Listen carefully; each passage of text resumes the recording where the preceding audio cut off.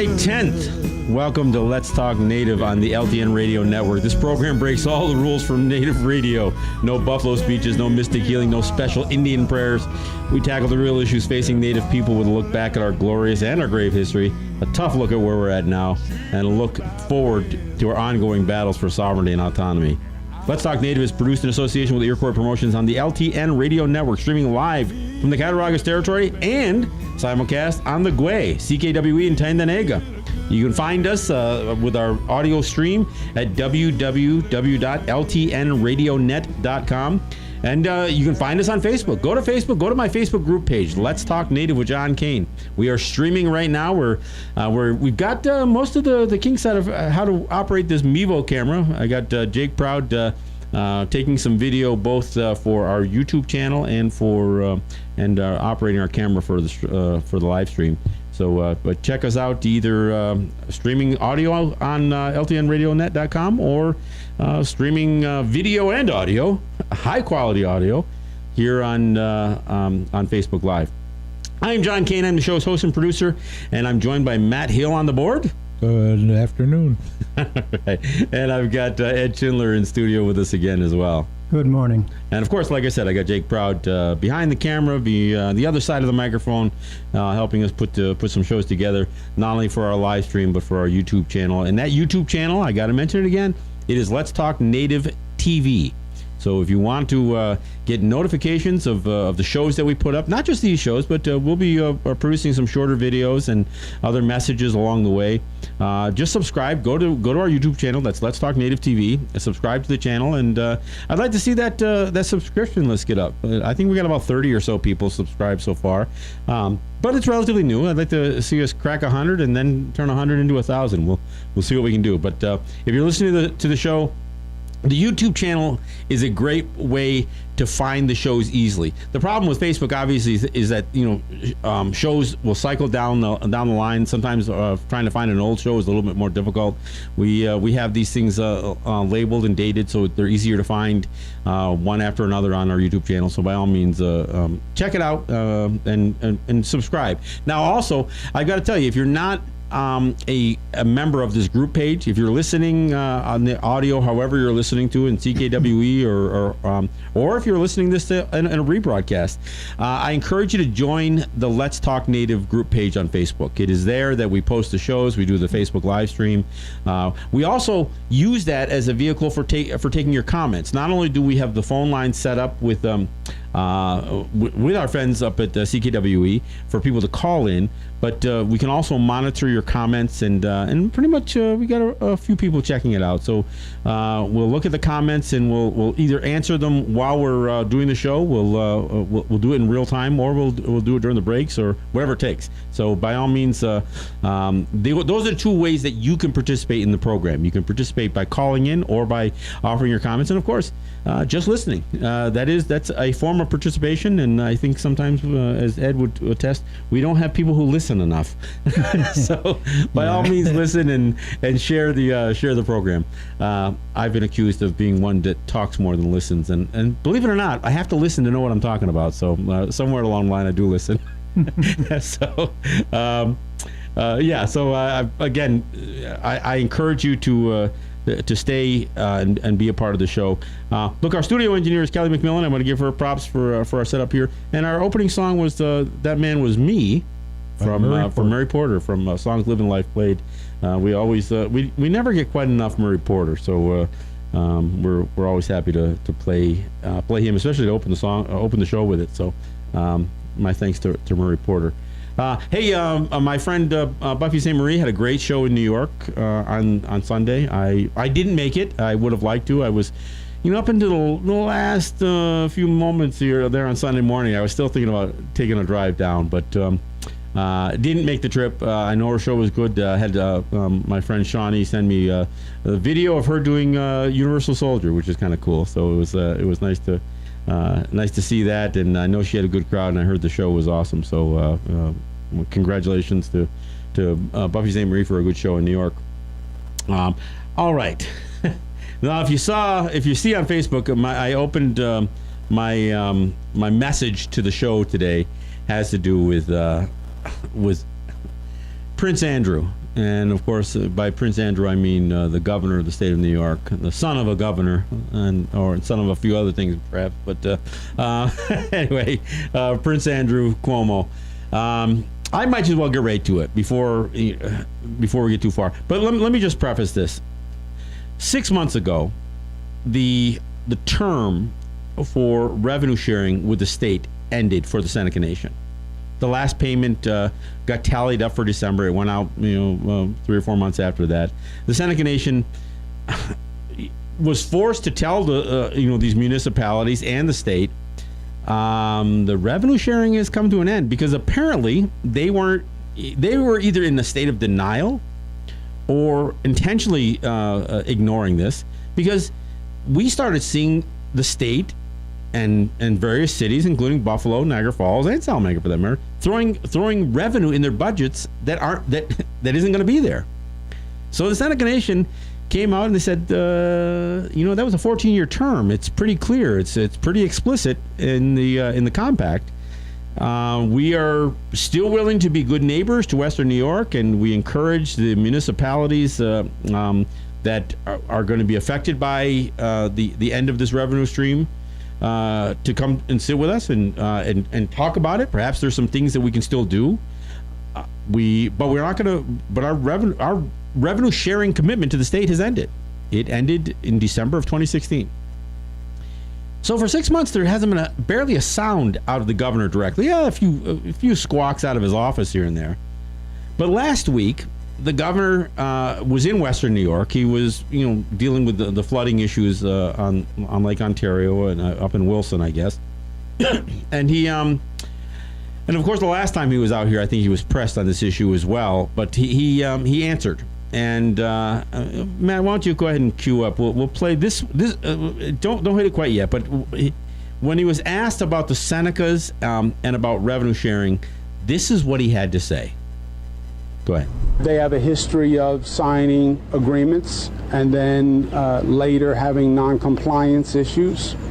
And I hope they don't repeat that.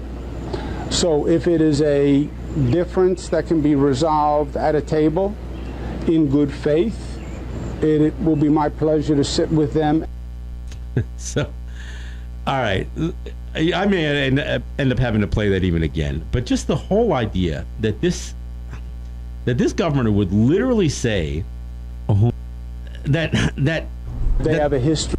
Go ahead. No, play it again. Okay, go ahead. Hit it again. Agreements and then later having non-compliance issues. And I hope they don't repeat that. All right, that's enough. So, again, they have a history of signing agreements and then later having non-compliance issues. In other words, he's basically saying the Senecas are liars. You guys enter in agreements and then you breach those agreements. He's literally accusing Native people of breaking, I'm not going to say treaties. I'm not going to say it. But he's literally saying the Senecas have a history of making agreements and then breaking those agreements. I mean, the gall. I mean, talk about arrogance and, I'm just amazed to hear him, because this is the same governor who was saying crap like this back when the Senecas were withholding and putting money in escrow. Because why? Because the state had violated the compact. They violated the very terms that the revenue sharing was based on. So what was revenue sharing based on? It was based on the state giving something up, something that had to be measurable, it had to be quantifiable, and it had to be substantial. That's not my words. Those are the words that come from the Interior Department. They said if the state is going to partake in revenue sharing, they have to give something up for that revenue sharing. Because there is no provisions in IGRA, in the Indian Gaming Regulatory Act, that entitle the states to have to collect any revenue. There's no entitlement for them to collect revenue. They can pursue getting reimbursed for costs associated with regulating or doing some service to the Seneca Nation, but that's all they could do. In terms of gaining revenue, it is prohibited by federal law for the state to tax Indian gaming. Let me say it again. It is prohibited by federal law. So the only way the state can enter into an agreement for revenue sharing is by them offering something substantial and quantifiable. Now, in case you don't know what substantial means it has to be equal to the value. You have to be able to say what they're giving up is equal to what they're receiving. Within, at least within a couple of $1 million, you would think. And by quantifiable means you have to be able to say, okay, this is what it's worth. Now, Ed and I had a conversation before the show, and and I don't think the exclusivity agreement they had was worth anything in the beginning. But I'm not going to condemn the Senecas for entering into this agreement. I mean, and here's the reason I think it wasn't worth anything, because the state couldn't compete against the Senecas. They had no legalized gaming, but they did have their lottery.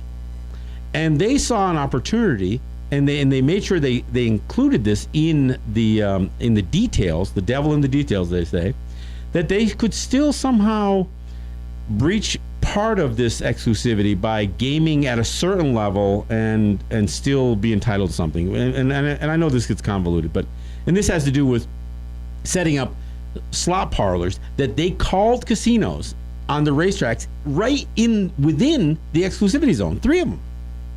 And that's the breach that the state partook in. They literally breached the compact by competing against the Senecas. They were getting 25% in the last cycle of this agreement. They were getting 25% of the net slot drop from the Senecas for an exclusivity zone, for an area of non-competition. But there was competition, and the competition was the state. And in fact, the governor admitted it not only at the press conference. Oh yeah, the Senecas, they really did have a valid agreement or a valid complaint against. We had that audio one time. Yeah, and of course, not only did he agree it, but he literally surrendered $200 million as a means to kind of smooth over the fact that they had breached the agreement. And actually, it was more than $200 million, and I'll tell you why. Because the Seneca Nation had escrowed $600 million rather than turning that over because of the breach. And when they came to make an agreement, and not everybody realizes this, but so there's $600 million sitting there in an account, and the Senecas say, we're going to keep $200 million, and we'll release $400 million. But you know what? That $60 million bill that you guys, that unitemized bill that you keep sending for the state police and your gaming authority and all that other stuff, you take it out of that $400 million. No, not everybody realizes that. So the Senecas not only kept $200 million, but they kept an extra $60 million. So it was $260 million out of in total that the Senecas punished the state for what they did. And you know what? The governor, he took that punishment. The thing to understand is that they gave that bill with no itemization as to what it was for. Well, and that was the whole point. That's why the Senate said, look, you can't just send us a bill for $60 million. If you can't break it out and say, what are you billing us for? And I'll tell you something. After they did that separation and they gave that $400 million, part of the MOU that got the revenue sharing back on track for the rest of the term, which ended in December again, said that the state had to be specific and they had to itemize their billing. And the state still is violating. Not only did they violate the compact, but they continue to violate the MOU. All right, you said you were able to pull up that audio? I'm pretty sure it is that audio. Let's see. We'll play it. If it's not, then you get to hear. It's only 21 seconds. Yeah, it's only 21 seconds. Let's see. They have a history of signing. Oh, that's the same one. That's the same one. Oh yeah. All right, never mind. It's labeled different though. So. Oh, maybe I pulled. I know up the one that it had the one. What was that other video or audio they're talking about? I know there was one where he basically admitted that the Senecas had a valid they complaint. had a good case. So, so part of this statement that he gave, and this was like on Thursday of last week, and the way the news captured it, they seem to downplay the fact that the governor just insulted the Seneca people. Instead, saying, "Oh, it looks like the Senecas, or the governor's finally reached out to the Senecas to have a meeting." And Todd Gates, the president of Seneca Nation, he issued a formal statement and said, "Look, our history with the state is one where we've been under constant attack." And I'll pull it up and I'll read it after we come back from the break at the bottom of the hour. But he did say that he was willing to sit and meet with the governor. But to be clear, the Senecas have made it very clear that they are not going to pay the state anymore. They have put an offer out to the municipalities affected by the end of this revenue sharing to maybe ease the pain a little bit, maybe do some other kinds of arrangements where some dollars could go into programs and that kind of stuff. But this meeting, whether this really ever happens or not, between the Seneca Nation, whether it's the Seneca Nation president by himself or the governor or whomever, have seen nothing from the Seneca Nation that says, yes, we're prepared to sit down and renegotiate revenue sharing. And that's the way the media keeps, they're saying, oh yeah, the Senecas are going to work this out with the governor. No, they aren't. They aren't going to work this out with the governor. This isn't about sitting down to resolve a conflict. There is no conflict, and the Senecas are very, very clear in looking at the compact.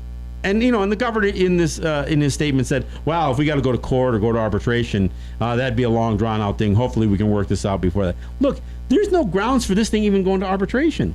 This isn't a dispute within the compact. The compact is clear; it was for 14 years. And now for the governor to say, "Oh yeah, but there was language in the MOU that would extend it." No, there wasn't. No, you're just making that stuff up, Governor. You're lying. I mean, you're lying, or somebody's lying to you. Perhaps, since you guys are all lawyers, you should take a few minutes out and read the damn document, for crying out loud. I mean, if you look at contract law in New York State, it couldn't be clearer. There's a thing called the Four Corners Doctrine, I guess, is one of the expressions. And what that means is, if you have a contract, it's only the stuff that's in the contract, written within the four corners of the piece of paper, in other words.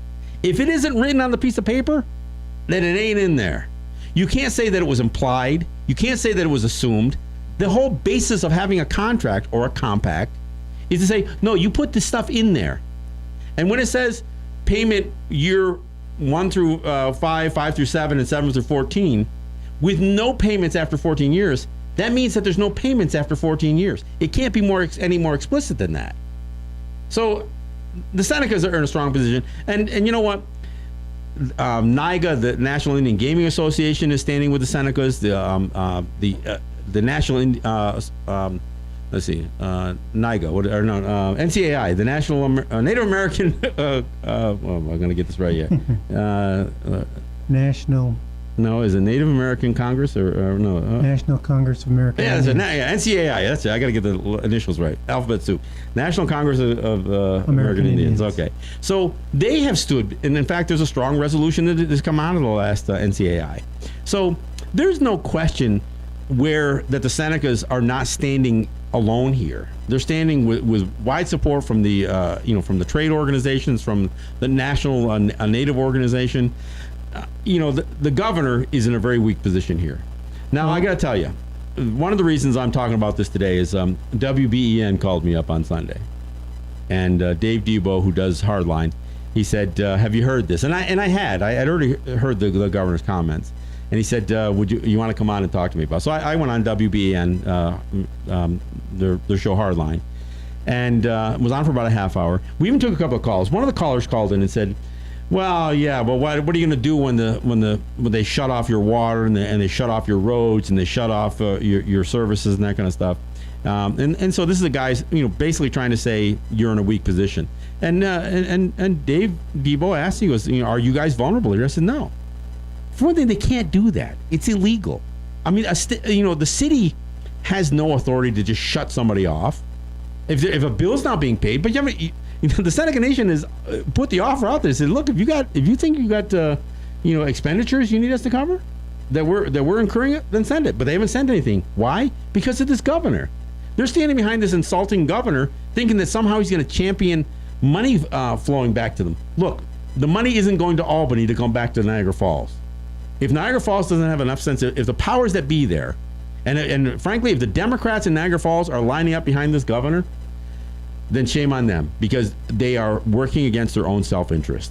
And that goes for the Democrats in Buffalo, the Democrats in Salamanca too. Look, I mean, Buffalo may be on decent footing economically, but Salamanca and Niagara Falls is like one step away from receivership, for crying out loud. if they don't start to work in their own best interest, and right now their own best interest is not trying to get the governor to pick a fight for them, because you know what, the governor's going to cost them money. And I'll tell you, I don't play the politics here, but it sounds like the Democratic Party in Niagara Falls anyway is lining up behind the governor against the Senecas. Well, the Senecas have no obligation to pay the city anything, really. I mean, with the possible exception of expenses, water, sewage, or that kind of stuff. I mean, police or fire, ambulatory stuff. But in terms of sharing revenue, not paying expenditures, but sharing revenue, they have no obligation.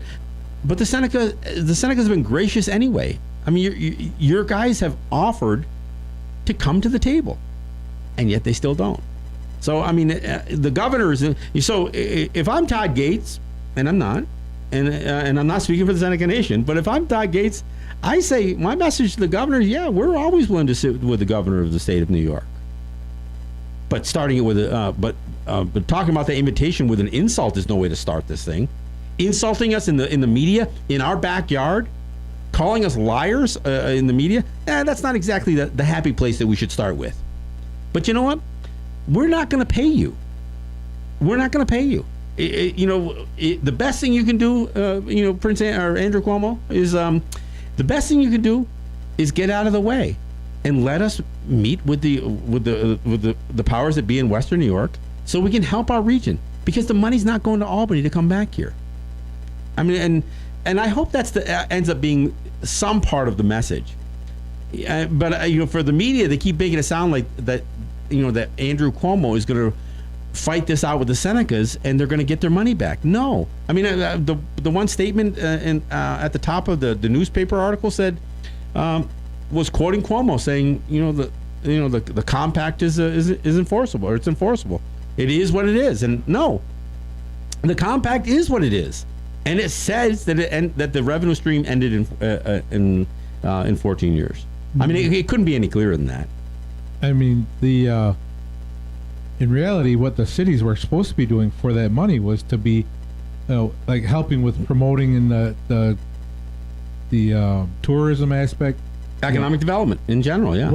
What are they going to sell? The casinos now, or the Seneca Nation? What do they have to offer to get some money beyond? Like you're talking about the utilities and services and stuff like it. What had they actually done? Yeah, Niagara Falls has gotten over $100 million over the course of this revenue sharing, and they have done nothing to increase their revenue. Mm-hmm. They just take the revenue. People are quick to talk about, condemn people on welfare. Well, this is Niagara Falls on welfare. Yep. And they aren't working to welfare, folks. This isn't a welfare to work to welfare program. Apparently, they have done nothing. They've just sucked up the money and spent it within their city coffers. They've filled potholes and stuff like that with it. They haven't done anything to spur economic development. And all the while, Andrew Cuomo sits there in Albany, sucking more money out of Niagara Falls. And here's what I mean by that. I was just gonna. That state park. That state park is taking money out of the region. And then all the signage says, tells you how to get to the falls. There's nothing that encourages people to go through the great restaurants or the main street or any of the other attributes that Niagara Falls has to offer. It beacons them straight to the park, where Delaware North and other companies that have contracts with the state of New York get to suck all the money out of there. Where's all the highway funds been going on at Robert Moses? Yeah, make it easier to get to the falls. Don't direct anybody through downtown or anything. I mean, the state has been cannibalizing Niagara Falls for decades. Now, I'm not saying it's a huge cash cow, because it hasn't been. I mean, obviously the only cash cow there has been, you would think, because of the tourism. But I mean, power generation through the through the hydroelectric. But I got to tell you, Niagara Falls, if there's anybody in Niagara Falls listening, you need to get to your elected officials and say, look, why aren't you going to the table with the Senecas? Why are why? Cuomo is not going to do anything for us here. And I think that's what they have to learn. I think people have to realize that even if, let's say, just for example, that Cuomo were successful and he got reinstated to getting 25% from the Seneca Nation, what's been happening is that money goes down to New York City, with a minimum amount going to the 3 urban areas, Niagara Falls, Buffalo, and Salamanca. But basically, it just goes to New York City. Well, regardless of where it goes, only 25% of that 25% comes back to the municipalities, and these are municipalities that are being sucked dry by the state in other ways. So these guys would be better off coming to the table with the Seneca Nation, and I can't impress that upon them enough. I mean, and especially to places like Salamanca and Niagara Falls that are in such dire straits economically. Buffalo, they're not out of the woods economically, but they have some wealthy people that are reinvesting in the city and that kind of stuff, including the Seneca Nation. Let's not forget that the first canal side development in Buffalo was the Seneca Nation. The first couple of $100 million came from the Senecas, not Palladino, not Pagula, not anybody else, not Delaware North. I mean, it was the Seneca Nation that threw money in there. But hey, we're at the bottom of the hour. We'll take a break and then we come back. I want to talk. I'll kind of read Todd Gates' statement and I want to talk about what is wrong with the state in their gaming environment they created in general. We'll talk about that when we come back. What are we going out with there, Matt? I don't know yet. All right. Well, should I keep rambling for a little bit? No, I got it. All right. There we go. You're going to just say surprise. It's a surprise. What do we got? Murray Porter. All right. There we go.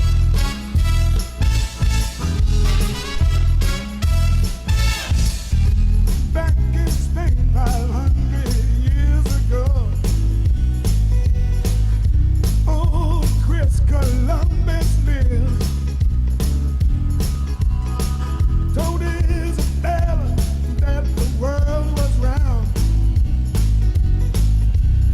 She thought he flipped his lid. He bought the queen so much she finally said, okay, I'll give you 3 ships and some men.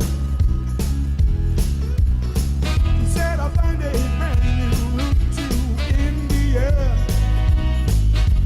Queen, I soon get home again.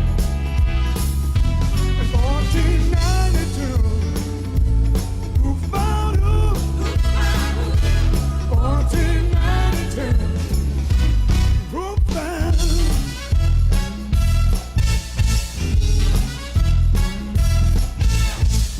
Welcome all your tired and weary travelers.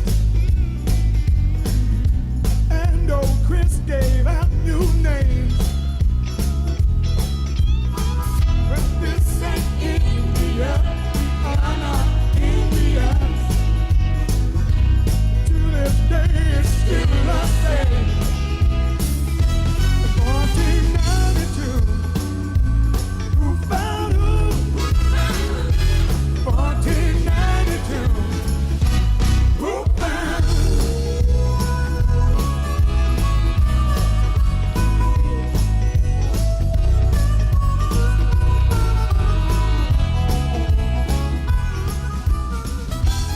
All right, thanks for coming back. There's a little bit more Murray Porter.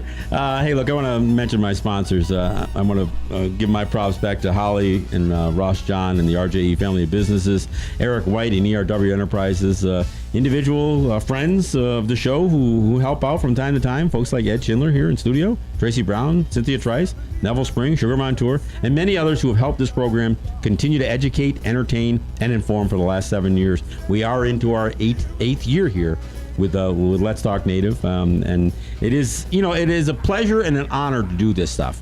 And I know we do more than just a radio show here. I know the last couple of weeks I've talked about Matt and I making trips to Albany and some of the other things that I get involved in. I've testified in hearings. I've been an expert witness in court testimony twice.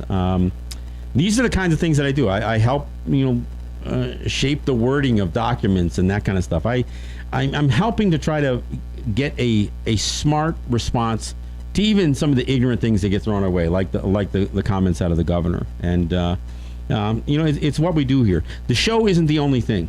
The show is part of what we have where we have an opportunity to meet and talk and discuss some of these events with people. And so that's what we're here for. Look, I promised I would try to pull up some of Todd Gates' comments after, and I don't know if these came after the governor's comments or not, but this was part of a statement that was issued by the president. It said the Seneca Nation's history is marked by other governments attacking us and then ultimately turning their backs on the promises to us. Unlike the state, which has previously violated the terms of the compact, the Seneca Nation has consistently honored our commitments under the compact and will continue to do so. I mean, he couldn't have been more clear than that. I mean, he went on to say, I look forward to the opportunity for direct leader-to-leader conversations with the governor. And so, I mean, he certainly said, look, well, we can talk. And he's made it very clear to the three cities. I mean, and they've even gone beyond the cities. I think they've reached out to the counties and even other civic organizations within these areas. And you know what? And if nobody comes to the table, nobody comes to the table. I mean, yeah. How many years did the Hamburg and Batavia and them run or marketing themselves as casinos? Oh, absolutely. Under that compact. You know, right from the start, they opened up as casinos, and then they said, well, we're going to call them racinos. All the other racetrack casinos are still calling themselves casinos, but the three in this area, they said, well, yeah, we're going to call them racinos now. Somehow that's going to be less competitive. They show pictures of these things, and they say that they have VLTs there now. But you know what? That's not what all the billboards were saying. They said slot machines. These were slot parlors at the racetracks. And why are they at the racetracks? Because the racetracks are a dying industry. I mean, horse racing is saddled, no pun intended, with all kinds of problems. How did that just blow out that way? With all kinds of problems. Obviously, health issues with the animals, the animal abuse issues. But they lose money. So what did they do? They threw in a whole bunch of slot machines, competing, directly violating the exclusivity provision with the Senecas, and you know what? They still aren't doing well. You know, the whole business model mirrored the casinos. I mean, they put in the buffets. You know, they brought in acts and shows and stuff like this. It was marketed just exactly like they a had casino. the exact same looking machines there. I mean, so if you got a Wheel of Fortune machine in at the casino, it's a Wheel of Fortune. They can say, well, yeah, but this isn't really a slot machine. It's a video lottery terminal. It doesn't matter. It looks and plays exactly like a slot machine. I mean, and they pay out the same kind of way. I mean, there's no question that these things competed directly against it. And this goes back to the thing that I talked about in the beginning, because you have to remember that revenue sharing had to be based on something of value. The state had to give something up, and that something had to be substantial and quantifiable. So here's the question. Even if the state could argue that the exclusivity that they promised in 2002 had value, how much value does it have now? I mean, how could it have value if you got three pretty substantial facilities competing directly against you in the exclusivity zone?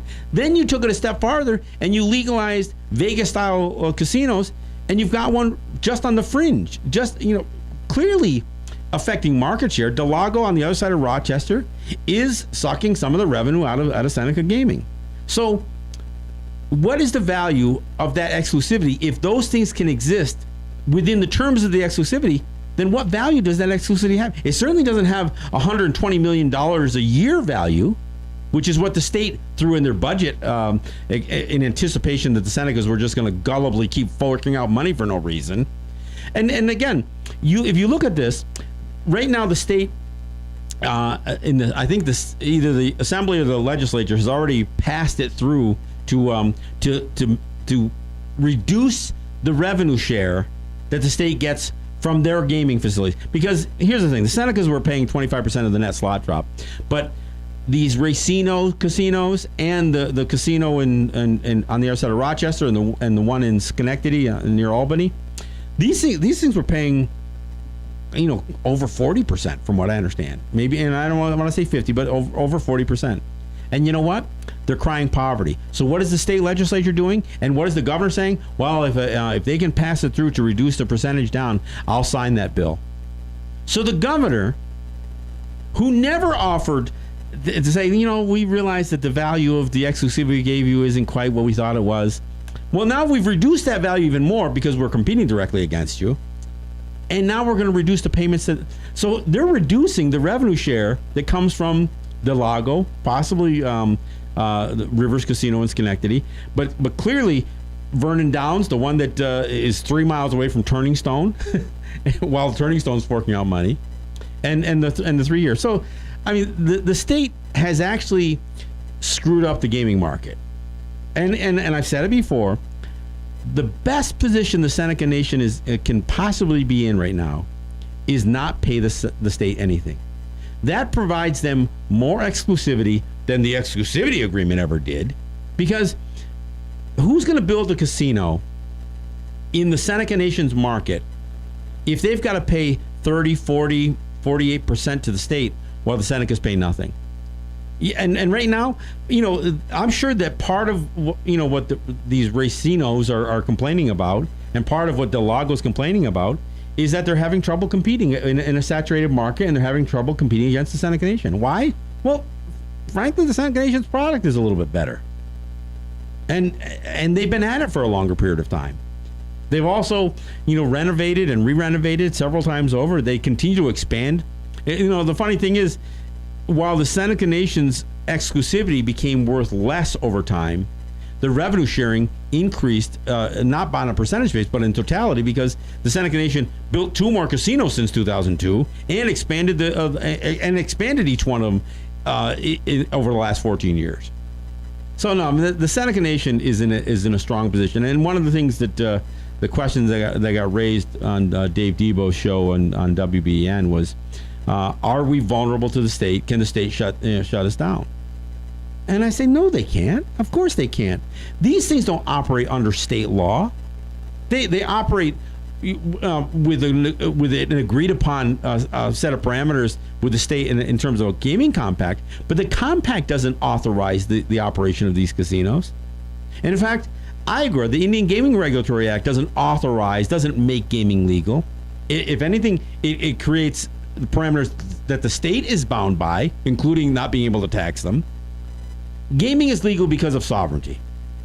Gaming for native territories is not legal because of the Supreme Court case Cabazon in 1988, and it's not legal because of IGRA, the Indian Gaming Regulatory Act. Those things, if anything, they may have diminished a little bit of the sovereignty, the sovereign status of gaming, but they did so with some perks. I mean, part of the reason that native territories decided to operate in compliance with IGRA is because it opened the door to vendors and lenders and consultants and employees. If they operated in an area that that the state would perhaps still argue about the legality, this made it easy. It made it easy for especially vendors who had gaming licenses in other places. For a slot machine manufacturer who is selling a lot more slot machines in Vegas, they aren't going to be jeopardized. They aren't going to jeopardize themselves and sell several thousand slot machines to an Indian casino and jeopardize their ability to continue to operate in Vegas or wherever. So I mean, part of it was it created a stronger legal framework for the non-native vendors to participate in native gaming, and it clearly created an opportunity for the states to step up and have a role in the regulatory and again plug themselves into that commerce, but not into the commerce stream. That is what IGRA strictly prohibited. So I mean, I can't impress it upon anybody listening to the show enough how wrong it is to assume that Niagara Falls, Buffalo, Salamanca, or the state of New York are entitled to anything. They aren't. And they aren't because, I'm not saying that because out of greed or selfishness or anything else. I'm saying they are entitled because the law doesn't entitle them to it. It actually prohibits it. I mean, it literally says they can't be taxed. And the only way to pass that tax test is that they have to provide something. If they give a revenue stream, a percentage away, they have to get something that is substantial and quantifiable. Now, they can make donations. And in fact, beyond the $1.5 billion that the Seneca Nation gave up for this exclusivity that never really existed, they spent money for beautification programs in Buffalo. They donated money to hospitals. They donated money to educational institutions, including the Culinary Institute in Niagara Falls. They were spending money in many places, above and beyond what the revenue sharing agreement. And you know what? The Seneca Nation is perfectly willing to continue doing stuff like that. But you know what? If you're gonna share in the kind of insulting rhetoric that Deister participated in, back when the money was being escrowed, he literally threatened to not provide any kind of fire department assistance if there was a fire there. He literally went on television and said, well, they might be gamblers, but they might not want to gamble with their lives by going to a casino that won't have a fire department show up if there's a problem. He literally said those. I'm paraphrasing a little bit. Good impression. I was going to say nice impression. But that's literally what Deister said, and the governor was saying the same thing. Oh, the Senecas are cheating. They're breaching the compact. They're not obeying the same things that he's saying now. So who's the good neighbor? Oh, go ahead, Ed. I was going to say, I think it's important again to repeat and remind the people that the compact never said it went beyond 14 years. Nor did the MOU that the governor keeps trying to say. Right. And so therefore, there is nothing owed to the state. They didn't offer anything beyond 14 years. Yeah, I mean, and that can't be any more clear. But you asked the question, who are the good neighbors? Yeah, because look how much opposition that we had right from the get-go. I mean, Niagara Falls, they threw up a big stink about that, and then when they wanted to open up Buffalo, yeah, and I heard even people, Erie County, it was they were going to go to the airport. Oh, we had anti-gambling people. They tried to sue to stop it. They didn't sue the Seneca Nation. I thought they did. They didn't sue the Seneca Nation. They sued the state or the Interior Department. They sued somebody, but the Seneca Nation wasn't the party to the suit. But they tried to stop the gaming from happening. But still, it delayed the original opening or even if it didn't delay it, they tried to. The whole point is that there was a sentiment that was, and the funny thing is, all of those people who were so starkly against Seneca Nation doing gaming, they never said a word about the racinos. They never said a word about lotteries. There is more money being sucked out of New Yorkers at every convenience store selling lottery tickets than comes out of Seneca Gaming. The fairgrounds where the Hamburg Racino is. Yeah. That's privately owned. There was Yeah. I mean, what was the tax deal on that? Yeah, who knows? there was also a threat of a lawsuit against the state of New York based on racial discrimination. They claim that they should be able to do gaming if Native Americans are going to be allowed to. And you know what? They can. All they had to do was do exactly what they did: change their constitution. Right. I mean, this wasn't about discrimination. New Yorkers voted down legalizing casino gambling for years. So that's just. But what they did was they assumed that the casinos were in the state of New York. They didn't perceive it as being part of the Seneca territory. Well, there is something a little bit wrong with the whole idea of negotiating a compact with the state of New York for doing gaming on Seneca territory. And I'm not saying to authorize it, but the idea of negotiating a compact with the state of New York when the state of New York couldn't do gaming themselves, there's something a little bit backwards and about regulating. that. Yeah. And it's currently regulating. But and I have to bring this up because it's still relevant. So this governor stands up there and talks about the history the Senecas have of being in non-compliance. But let me revisit what we've talked about for the last couple of weeks. Think about a state that refuses to make clear what their policy is on native gaming or native commerce, native to native commerce in particular. They fine a 22-year-old kid $1.3 million, and what was his crime? Well, there's no crime because they didn't charge him with anything, but they assessed a fine to him for working for a native wholesaler, delivering a native product from one native territory to another native territory, and they assess a fine of $1.3 million against this kid. I mean, a 22-year-old. And was it right to do that? Of course it wasn't right. Anybody knows it wasn't right. And how do I know it wasn't right? Even beyond my own sense of what is right and wrong, is a judge threw the thing out. So a New York State judge, heard the petition by Sean John on this thing, and said, no, the state's wrong. You don't have, this isn't right what you've done.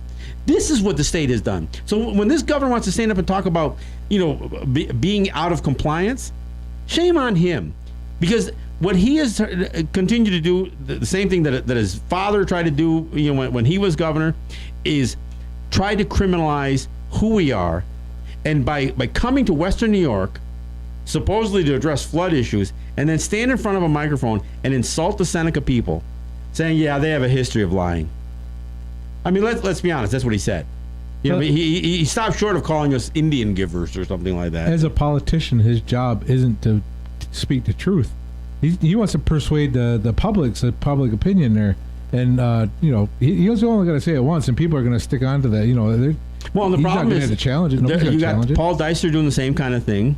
I mean, that caller who called into the radio show, the WBN program I was on, asked about, what are you going to do when they shut the roads off? Here, Paul Dicer sends out a bunch of orange vests out there, yellow vests, to measure the parking lot, like he's going to put up a barricade. Give me a freaking break. I mean, it's ignorant to even propose such a thing. But you know what?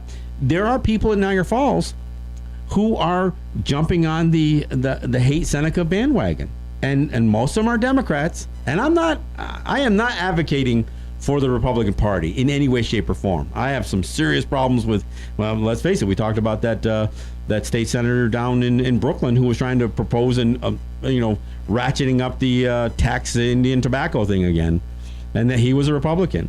I'm not even going to talk about Donald Trump. That's a whole nother can of ignorance. But I'll tell you, if the Democratic powers that be in Western New York are going to line up with this governor and his vitriol, his insults.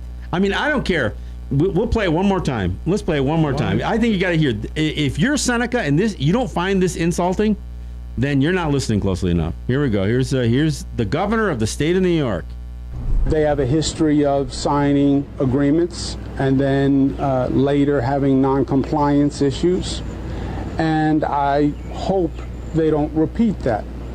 So if it is a difference that can be resolved at a table in good faith, it will be my pleasure to sit with them.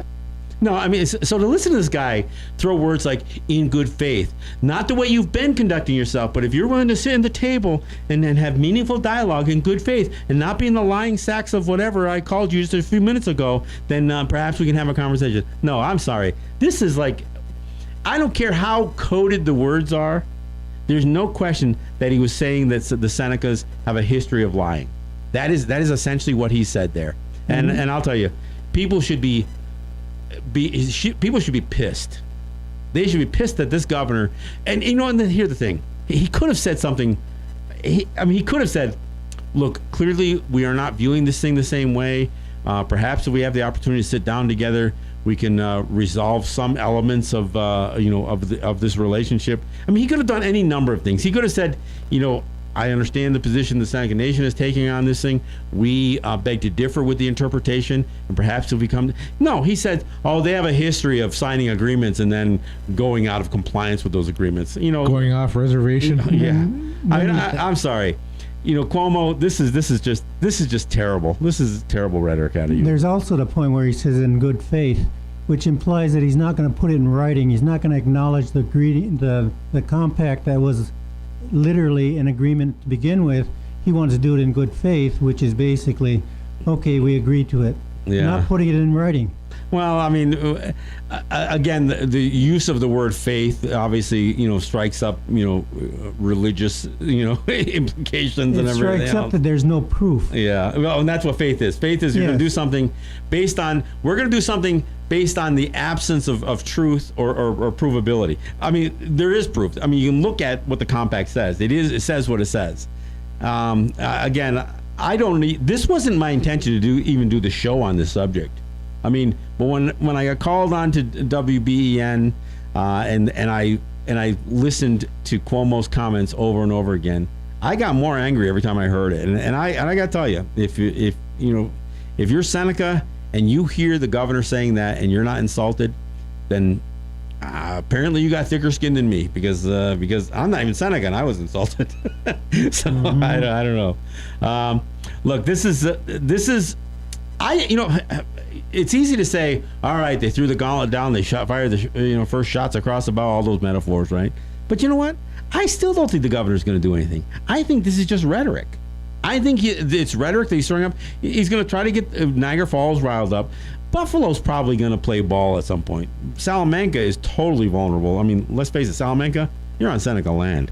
I mean, there's the likelihood is the Seneca Nation is going to have to bail you out because the state isn't going to do it anyway. And so however that's going to look going down the road is probably something, that's going to have to get worked out regardless, because it is Seneca land. Senecas aren't going to let a dying municipality just let all of the assets of their land go to hell. So, but Niagara Falls, you guys, where the flagship enterprise is. That is where the big casino is, and you guys are screwing yourselves. Has Buffalo given any big hurdles or anything to casinos or no?